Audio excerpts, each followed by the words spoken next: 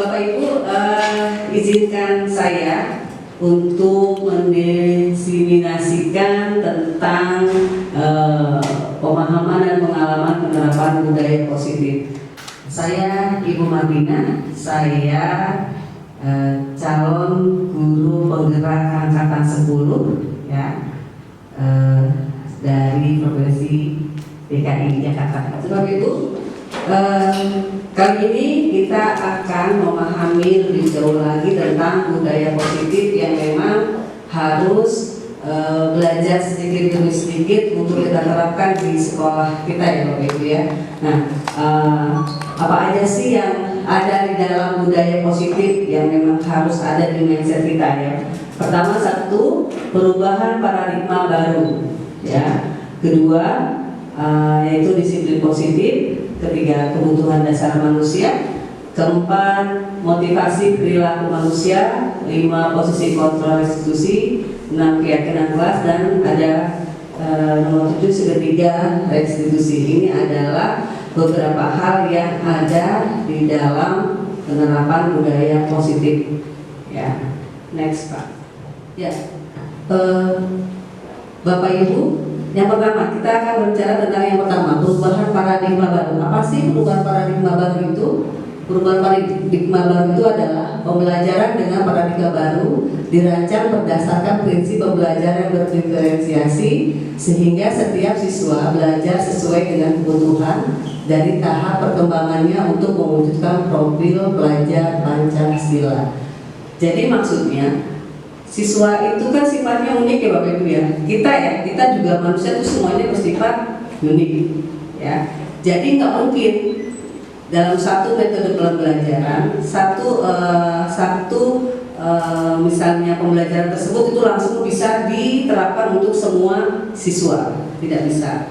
Kenapa ya tadi ada siswa misalnya yang memang slow learner gitu ya, ada lagi yang memang dia belajarnya kinestetik gitu ya Bu Eti ya, terus ada belajarnya, jadi kayak gitu, ada macam-macam tipe belajar siswa ya Bapak Ibu ya gitu. Nah, perubahan paradigma baru itu seperti itu, jadi tidak setiap siswa itu sama, jadi kita harus pandai-pandai, pintar-pintar untuk bisa mendeteksi siswa ini bagusnya metode belajarnya seperti apa gitu ya. Itu yang harus dipahami sebagai dasar dari kita untuk memberikan materi pembelajaran di kelas.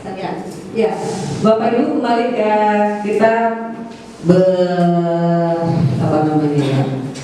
memahami lagi apa aja sih yang ada di profil pelajar Pancasila tersebut. Pertama adalah beriman, bertakwa kepada Tuhan Yang Maha Esa dan berakhlak mulia. Yang kedua adalah kebinekaan global. Ya. Ketiga, mandiri. Keempat, bernalar kritis. Kelima, kreatif dan bergotong royong. Ini adalah profil pelajar Pancasila.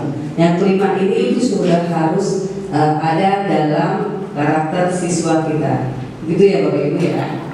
Ya Bapak Ibu, selanjutnya adalah disiplin positif. Dalam budaya kita, makna kata disiplin dimaknai menjadi sesuatu yang dilakukan seseorang pada orang lain untuk mendapatkan kepatuhan. Kita cenderung menghubungkan kata disiplin dengan ketidaknyamanan. Ya, kalau kita bilang disiplin berarti kan kita mindset kita adalah menghukum siswa, gitu ya Bapak Ibu ya. Padahal kita lihat lagi, sebagai pendidik, tujuan kita adalah menciptakan anak-anak yang memiliki disiplin diri sehingga mereka bisa berperilaku dengan mengacu pada nilai-nilai kebajikan universal dan memiliki motivasi intrinsik bukan ekstrinsik, gitu ya.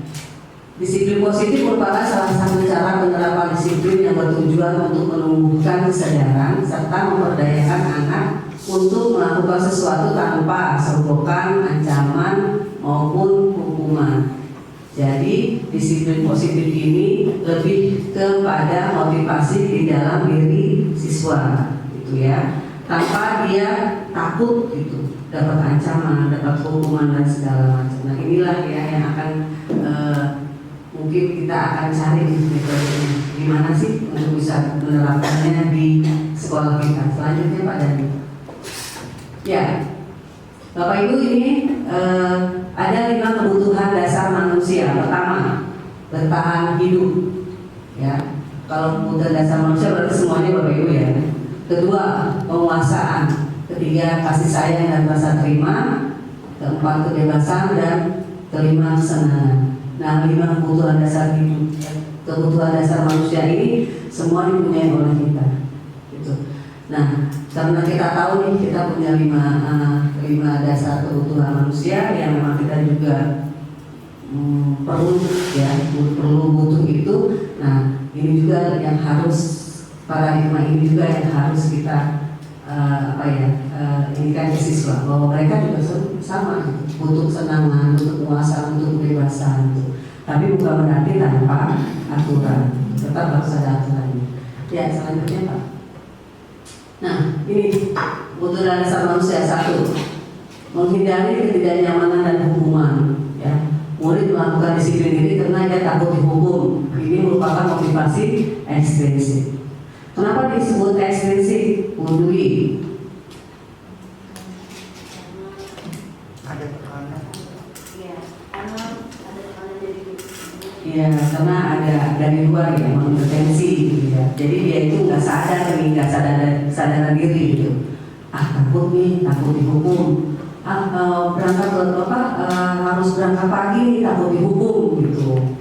Telat nanti disuruh apa? Nah, itu masih ekstrinsik gitu. Dia itu tidak hadir ke sekolah pagi-pagi lebih awal bukan karena kesadaran diri ya gitu, tapi karena ada ya takut itu. Ya, mendapat imbalan atau penghargaan dari orang lain. Murid melakukan disiplin diri karena ingin mendapatkan imbalan. Sama, itu juga ekstensi. Ya, menghargai nilai-nilai kebajikan diri sendiri. Murid melakukan disiplin karena sadar akan nilai kebajikan dirinya, merupakan motivasi intrinsik. Nah, berarti yang terakhir ya Bapak Ibu ya, yang memang harus kita tanamkan ke siswa kita. Selanjutnya Pak. Nah, konsep disiplin ya. Identitas gagal, ini identitas gagalnya. Hukuman ada 2, hukuman dan ada penghargaan. Hukuman menyakitkan dan dia juga menimbulkan rasa tidak nyaman. Murid jadi takut ya Bapak Ibu ya. Nah, ini sudah masuk identitas gagal. Memaksa murid menyembunyikan kesalahannya. Murid menjadi rendah hati atau rendah diri ya. Rendah diri ya, jadi rendah diri. Nah, hukuman ini sepertinya masih berbudaya di sekolah-sekolah, sama dengan sekolah kita. Cuma mungkin saja kadarnya beda kadarnya ya dari sekolah-sekolah lain. Penghargaan tidak efektif. Penghargaan apa nih misalnya tidak efektif ya? Merusak hubungan diri. Oh ya, penghargaan kok bisa juga. Mematikan kreativitas, menghukum dengan sistem ranking, merampas hak menghargai dirinya, gitu ya. Jadi penghargaan itu juga tidak semuanya positif ya, ternyata ya. Ada yang penghargaan yang memang menimbulkan keirian atau subjektivitas siswa yang lainnya. Oh ya, konsekuensi penguatan jangka pendek. Nah, ini yang suksesnya. Kalau tadi yang gagalnya, yang suksesnya benar seperti apa sih? Identitas sukses ini konsekuensi penguatan jangka pendek, monitoring berkelanjutan, stimulus respon, murid menghormati peraturan, murid merenungi kesalahan. Nah, inilah yang harus kita tanamkan. Konsekuensinya apa nih? Kalau saya tidak hadir tepat waktu, konsekuensinya apa? Bukan mikirnya hukumannya apa, gitu ya. Lalu restitusi, murid bertanggung jawab atas perilaku, fokus pada pemecahan masalah jangka panjang. Murid menghormati dirinya dan orang lain, dan murid memperbaiki kesalahannya. Nah, inilah yang harus ada dalam siswa kita. Selanjutnya Pak, kita akan melihat untuk pendekatan restitusi. Apa sih restitusi itu ya? Restitusi itu adalah sebuah cara menanamkan disiplin positif pada murid. Ini hanya salah satu Bapak Ibu ya. Restitusi adalah proses menciptakan kondisi bagi murid untuk memperbaiki kesalahan mereka, sehingga mereka bisa kembali kepada kelompok mereka dengan karakter yang lebih kuat, gitu ya. Nah, apa aja yang ada di situ? Bukan menebus kesalahan, namun memperbaiki kesalahan, gitu ya. Kan kadang suka ditebus, oh salah saya ini nih, deh, gitu. Tapi bukan itu, tapi harus memperbaiki kesalahan. Mencari kebutuhan dasar yang mendasari tindakan. Tawaran bukan paksaan memperbaiki hubungan. ya. Jadi tawarkan siswanya. Kalau salah kayak gini terus kamu mau apa, gitu ya. Lalu menguatkan dan fokus pada solusi. Seperti itu Bapak Ibu lagi. Nah, ini ada perbedaan contoh kasusnya ya. Siswa sering tidak mengerjakan tugas rumah. Kalau hukuman, guru menghukum siswa tersebut untuk hormat bendera selama 10 menit. Pada kasus tersebut, guru akan marah dan murid menjadi takut. Nah, ini yang terjadi ya. Nah, terus kalau restitusi, guru menanyakan keyakinan kelas atau dirinya dan membantu siswa menyelesaikan masalahnya. Pada kasus tersebut, guru terbuka dan siswa menentukan solusi. Jadi ditanyakan ke siswanya, kalau kayak gini kamu maunya seperti apa? Gitu, yang ditawarkan.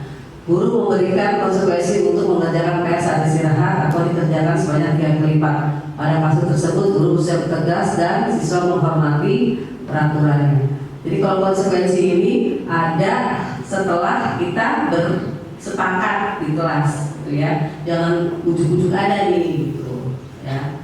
Itu ya Bapak Ibu ya, perbedaannya. Selanjutnya Pak.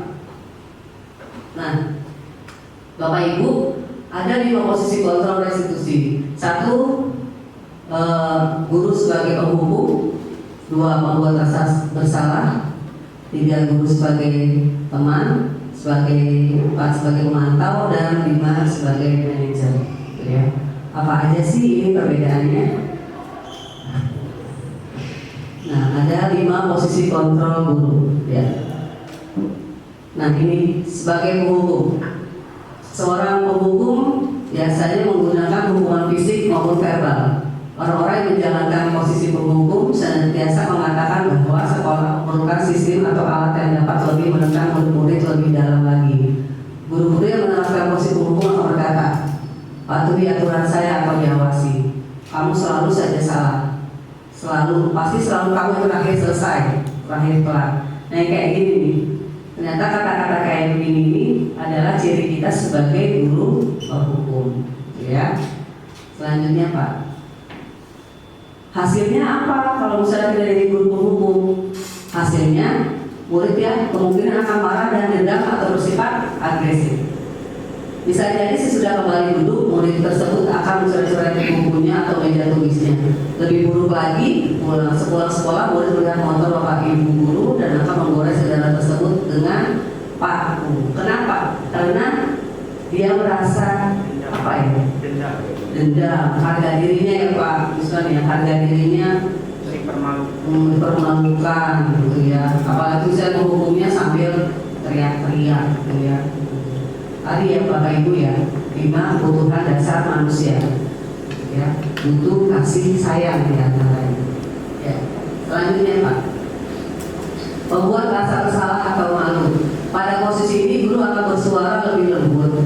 Membuat rasa bersalah akan membuat keheningan yang membuat orang lain merasa tidak nyaman, bersalah atau rendah diri.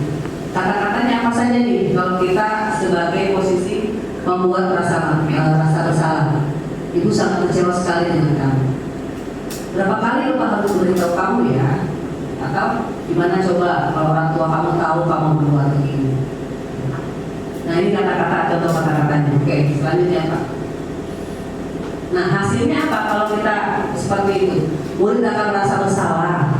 Bersalah akan mengecewakan ibu atau bapak gurunya. Murid akan menjadi orang yang gagal dan tidak sanggup membahagiakan orang lain.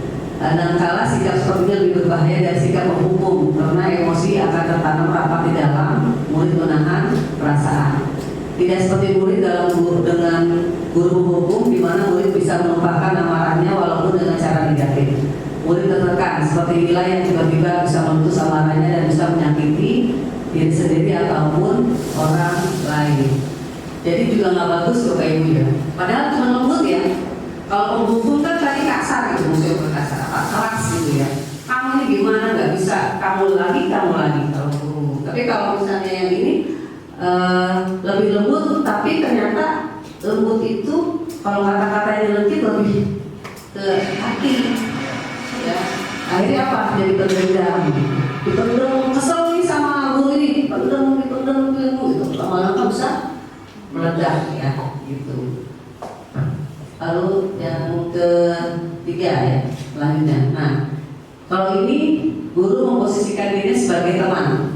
Guru pada posisi ini tidak akan menyakiti murid, namun akan berupaya mengontrol murid melalui persuasi. Posisi teman pada guru bisa berdampak positif maupun negatif. Positif di sini berupa hubungan baik yang terjadi antara guru dan murid. Guru di posisi teman menggunakan hubungan baik dan humor untuk mempengaruhi seseorang. Kalimatnya, ayolah bantu lebih bapak ya. Gitu. Ayo ingat tidak bantu bapak selama ini. Ya sudah, kali ini tidak apa-apa, nanti ibu bereskan. Itu sebagai teman ya, bapak ibu ya.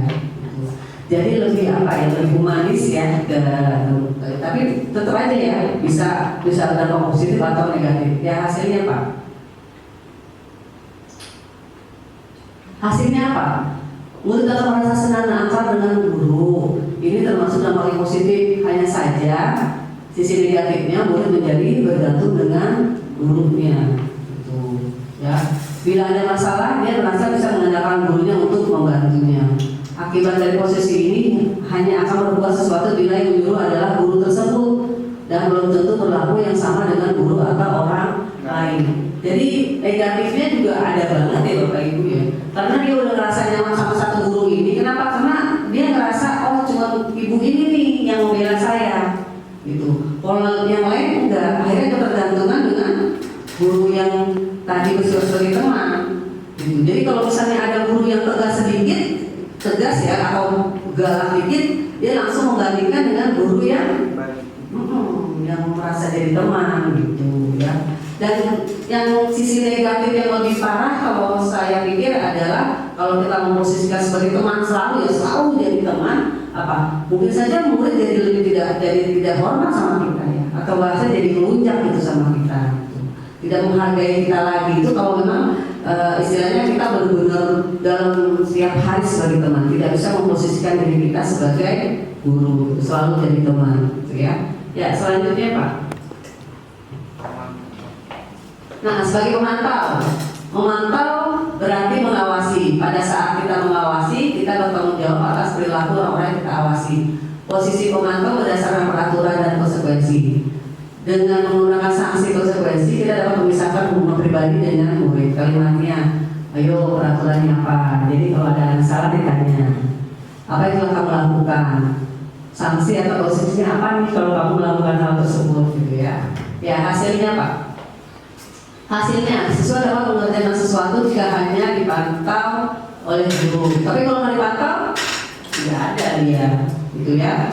Tidak dapat melihat arti dari sebuah peraturan yang selalu dikaitkan dengan konsekuensi. Lalu berusaha untuk mematuhi peraturan. Itu hasilnya. Jadi kalau disuruh aja nih, diingatkan gurunya, baru dia mengerjakan kalau memantau. Tapi kalau misalnya enggak, kadang kan kita juga tidak selalu ya Bapak Ibu ya dalam posisi yang memang kita memantau satu siswa atau dua siswa gitu. Karena kan memang kita ini satu kelas saja maksimal 36 gitu ya. Nah ini juga ada negatifnya. Selanjutnya Pak. Terakhir sebagai manajer, apa sih sebagai manajer? Posisi di mana guru berbuat sesuatu bersama dengan murid, mempersilahkan murid untuk mempertanggungjawabkan perilakunya, mendukung murid untuk menemukan solusinya dari permasalahan tersebut. Kalimatnya, apa yang kita yakini? Apakah kamu meyakininya? Ya. Jika kamu meyakininya, apakah kamu bisa memperbaikinya? Jika kamu memperbaiki ini, hal itu menunjukkan apa tentang dirimu. Jadi lebih siapa yang menjawab? Muridnya ya, yang mencari solusinya. Hasilnya apa kalau manajer ini? Murid bertanggung jawab atas perbuatannya karena diajak berdialog. Murid sadar akan kesalahannya dan belajar untuk berkomitmen. Lalu hal yang penting adalah tidak mengulangi kesalahannya. Dia tidak mengulangi kesalahannya karena sadar akan dirinya sendiri. Ada di dalam diri faktor intrinsiknya. Tidak takut lagi. Oh, saya ngisi PR karena memang itu tugas saya, kewajiban saya, bukan takut dengan domain oleh guru. Nah, kalau ada siswa yang tidak mengerjakan PR yang tadi, ya kita sebagai berfungsi sebagai manajer yang harusnya. Oke, selanjutnya. Nah, ini ada contoh kasus Bapak Ibu. Kasusnya siswa tidak memakai atribut lengkap saat upacara bendera. Jadi kesiswaan banget ini ya, Bu Evi banget ini ya. Nah, sama-sama coba ya.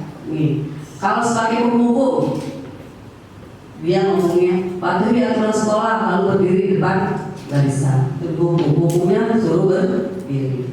Sebagai teman, halo ya, tapi ini buat ibu bangga, kali tidak apa-apa kamu salah. Salah ya, tapi dia tetap memaklumi nih gurunya, gitu ya. Kali ini salah nggak apa-apa. Tapi sebagai pembuat tersebut salah, berapa kali sih bu guru harus memberitahu kamu, nak, bu guru kecewa sama kamu. Gitu ya, langsung gitu ya, walaupun ngomongnya lembut.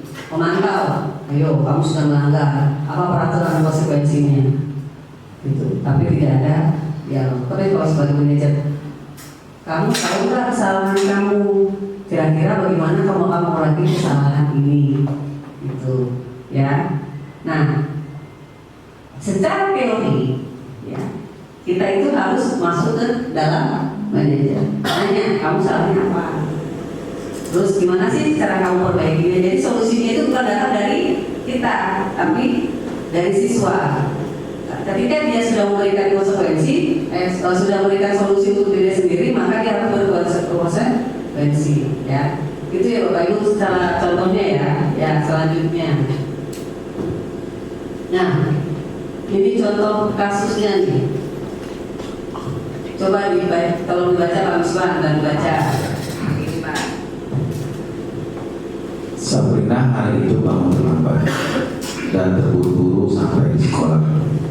Dia pun akhirnya sampai di gerbang sekolah, tapi baru menyadari kalau tidak menggunakan sepatu hitam seperti tertera di peraturan sekolah.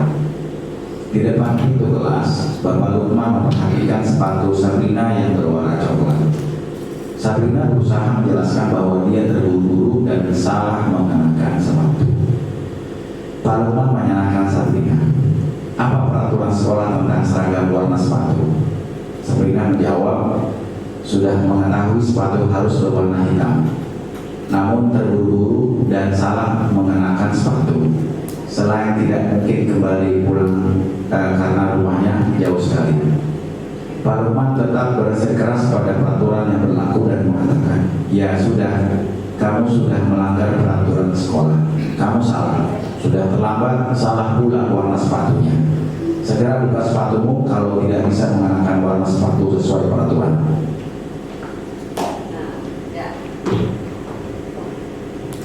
Terima kasih Pak Miswan. Ayo Bapak Ibu tepuk tangan dong untuk Pak Miswan ya. Kamu dengan saya nanti baru saya lagi yang lain ya. Oke. Nah itu contoh kasusnya.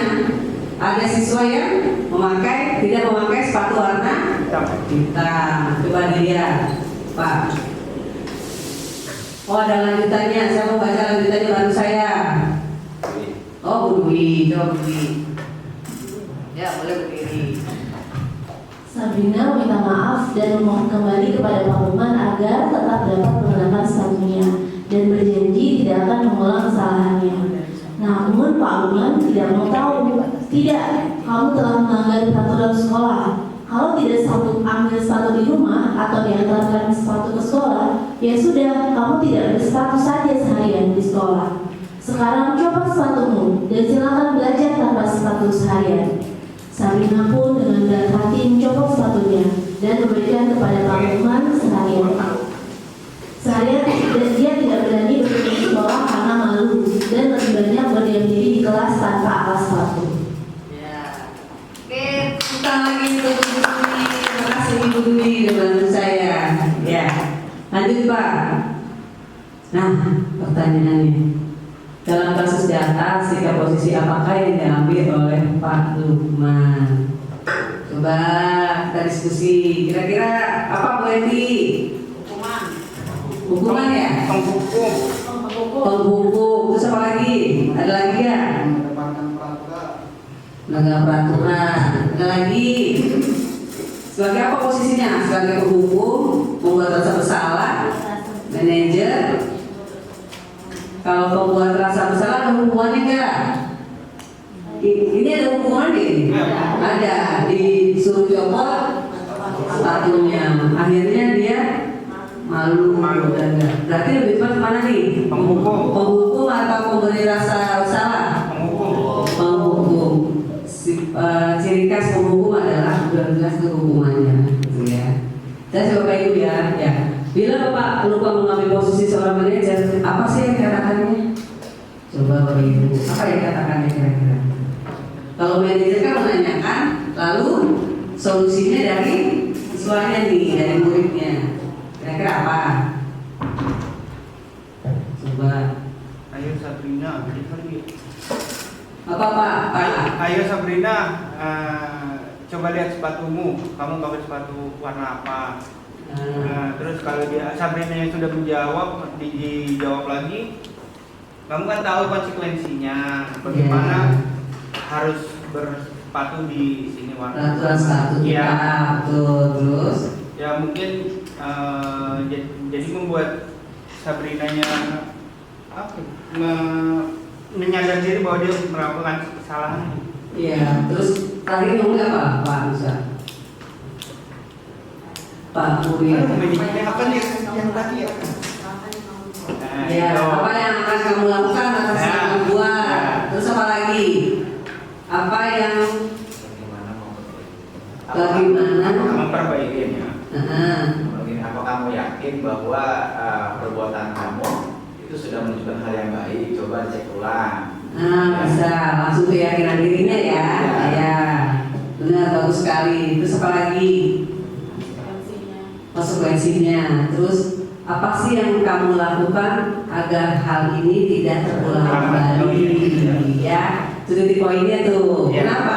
Biar dia berkonsekuensi, gitu. Biar dia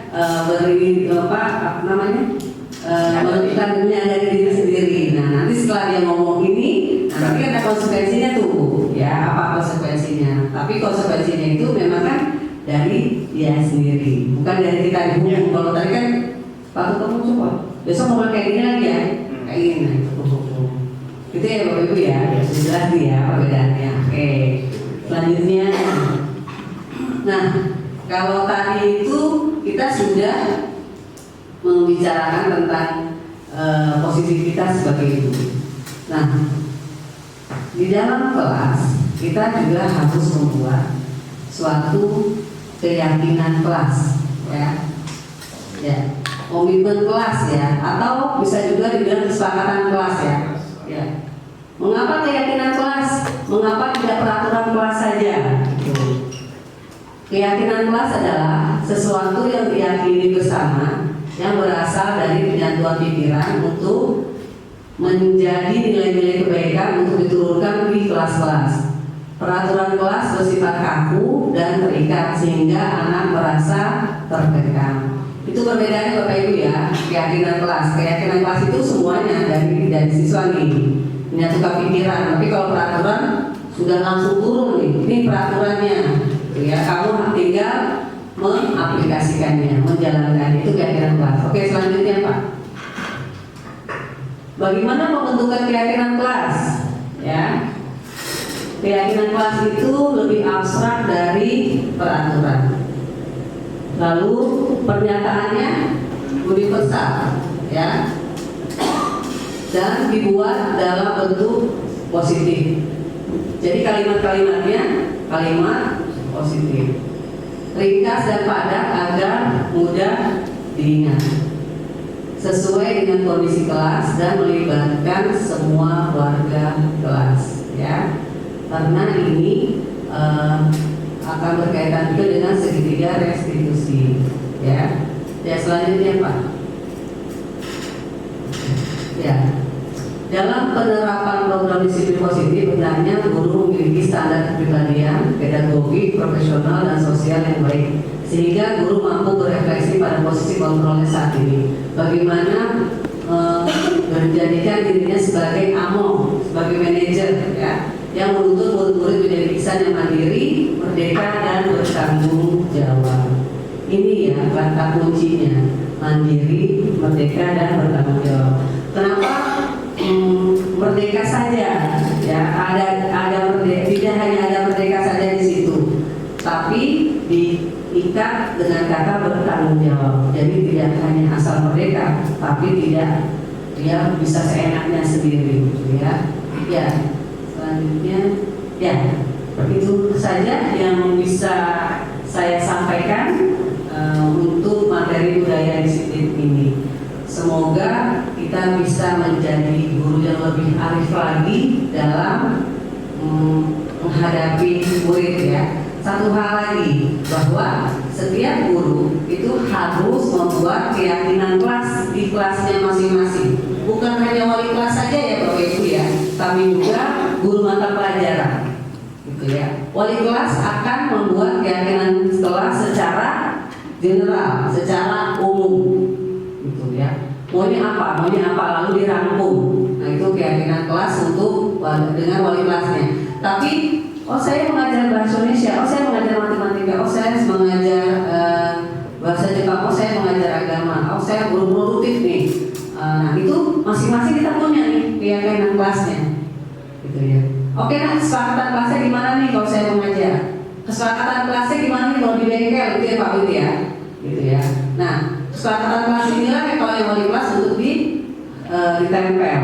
Tapi kalau untuk mata pelajaran tinggal bersepakat saja. Lalu nanti kalau misalnya terjadi masalah kita hanya bilang terus sepakat. Itu saja yang dapat saya sampaikan. Terima kasih. Semoga bermanfaat bagi kita semua. Wassalamualaikum warahmatullahi wabarakatuh.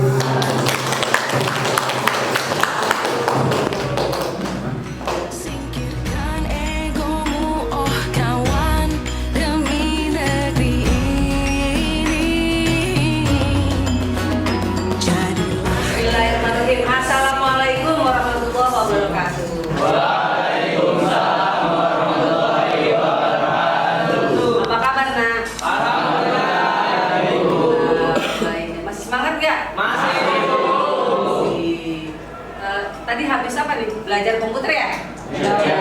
Kan Ibu meneruskan nih di kelas ini biar kita masih adem gitu lah ya. Kalau kalian masih semangat, coba yel-yel 68 kayak apa ya? Ibu sebutin ya. Kasih semangat tangannya sini semua ya. SMK Negeri 68 Jakarta. Sukses berprestasi.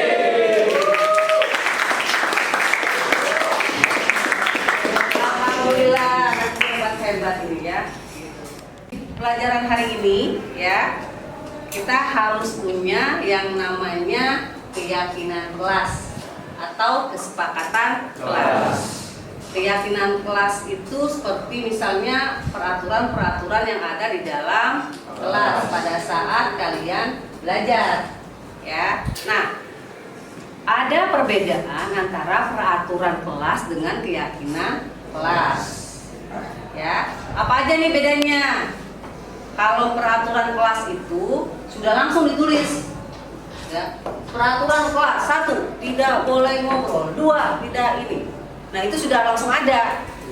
Tapi kalau keyakinan kelas, kesepakatan kelas, kita berdiskusi gitu loh. Kira-kira yang bikin kalian nyaman dan tenang kalau belajar tuh apa sih? Mungkin kelasnya seperti apa nih belajarnya? Nah, itu kita diskusikan. Setiap orang boleh berpendapat. Nah, setelah itu baru kita rumuskan nih semuanya menjadi keyakinan kelas kalian. Dan jika nanti ada yang melanggar, harus akan kena sanksi. Atas konsekuensinya apa nih dari kita peraturan yang sudah kita bicarakan atau diskusikan. Jelas nah? Jelas. Terbayang belum nih? Kalian maunya apa? Kalian maunya gimana? Kalian tinggal tulis di sini. Kira-kira kalian maunya apa nih? Ya, biar supaya kita belajarnya jadi nyaman. Kita udah tuh. saatnya meraih mimpimu. Buat saya bagikan. Pandangan ke depan. Tulis ya. Satu aja. Jangan panjang-panjang. Yang udah itu bahasanya sambil Masa berganti, tantangan kan kita hadapi, bergandeng tangan untuk negeri, era kita menanti berseri. Kita belajar Pancasila, kita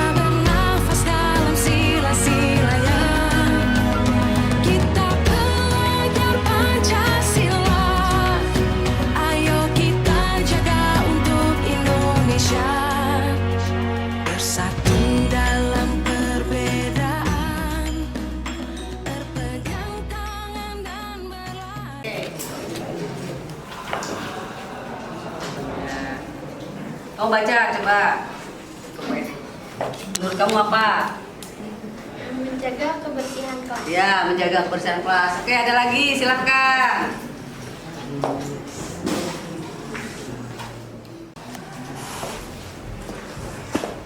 Apa sayang? Tidak menceletuk saat orang lain berbicara. Ya, tidak menceletuk ya. Suka ada celetuk ya kelas ini ya?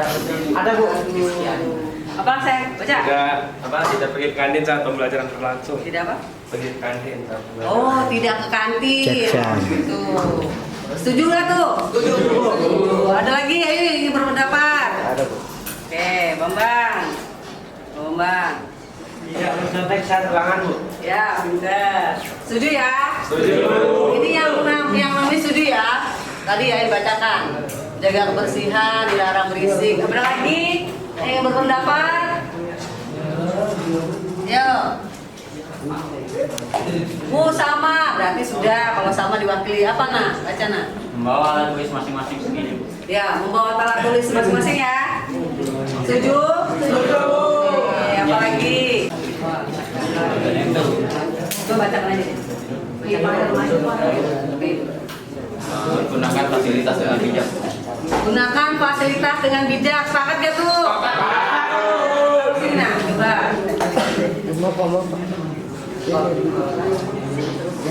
Ada lagi? Oke, sekarang. Jangan tidur saat pembelajaran. Jangan tidur. Siapa yang tidur tuh? Mana saya lima? Oh, boleh. Ya.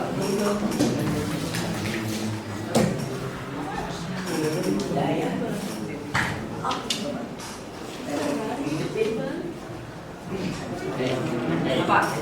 Menjaga pembicaraan di kelas, soalnya tidak ngomong kotor. Tidak mau ngomong kotor, tidak bicara kotor ya. Iya, Bu. Ya, benar. Ada lagi yang berpendapat? Sama semua? Ada lagi? Ayo, maju. Ada lagi yang menambahkan?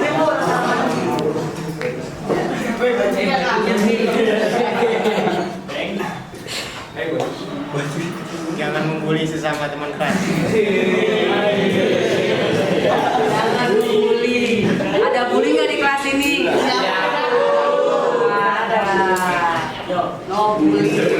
Oke, ada lagi satu lagi nih. Apa nah? Tidak merusak fasilitas kelas.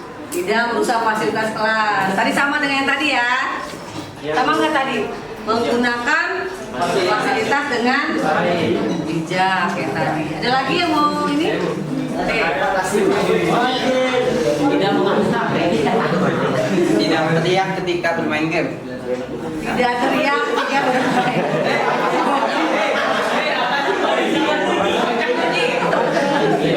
Ya. Main gamenya saat kapan itu? Tahu. Sampai aja kan? Oh, saat istirahat ya nak ya. Ya, ada lagi? Satu lagi.